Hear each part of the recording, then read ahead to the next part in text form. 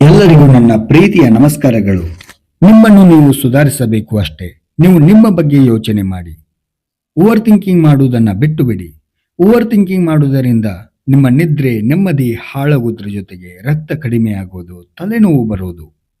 Over thinking ಹೆಂಗೆ ಬರುತ್ತದೆ ಅಂತಂದ್ರೆ, ಯಾರಾದರೂ ನಿಮ್ಮ ಬಗ್ಗೆ ಕೆಟ್ಟದಾಗಿ ಹೇಳಿದ್ರೆ ಅದನ್ನ ಕೇಳಿಸಿಕೊಂಡು ನೀವು 100 ತರ ಯೋಚನೆ ಮಾಡಲು ಶುರು ಮಾಡ್ತೀರಾ.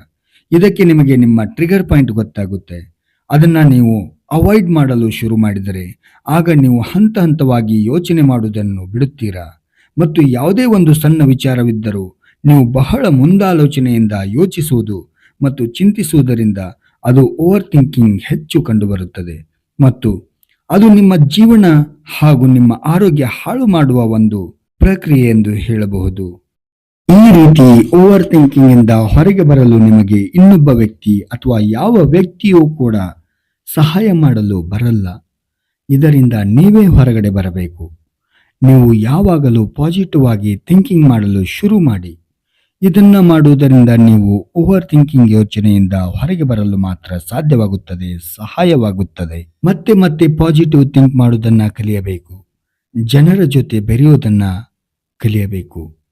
ಸಂಪೂರ್ಣತೆ ಪೂರ್ಣ ಮಾಡಬೇಕೆಂದು ನೀವು ಪ್ರಯತ್ನ ಮಾಡಲು ಹೋಗುತ್ತೀರಾ. ಅಲ್ಲಿಂದ ನಿಮ್ಮ ಮೈಂಡ್ ಸೆಟ್ ಚೇಂಜ್ ಆಗುತ್ತದೆ. ತಪ್ಪು ಮಾಡದೇ ಇರುವವರು ಯಾರೂ ಇಲ್ಲ. ಬಲ್ಲವರಿಂದ ತಪ್ಪು ಆಗೇ ಆಗುತ್ತದೆ. ಇದನ್ನ ಅರಿತು ಬಾಳಿ ನಡೆದರೆ, ನಾರ್ಮಲ್ ಆಗಿ ಯೋಚನೆಗಳು ಮತ್ತು ಸರಳ ವಿಚಾರಗಳು ತಿಳಿದು ನಡೆದರೆ ಸ್ಟ್ರೆಸ್ನೆಸ್ನಂತಹ ವಿಚಾರಗಳು ನಿಮ್ಮ ತಲೆಗೆ ಅಥವಾ ಮನಸ್ಸಿನಲ್ಲಿ ಇತರದೆಲ್ಲ ಬರುವುದಿಲ್ಲ ಎಂದು ಹೇಳುತ್ತಾ ಎಲ್ಲರಿಗೂ ಧನ್ಯವಾದಗಳು.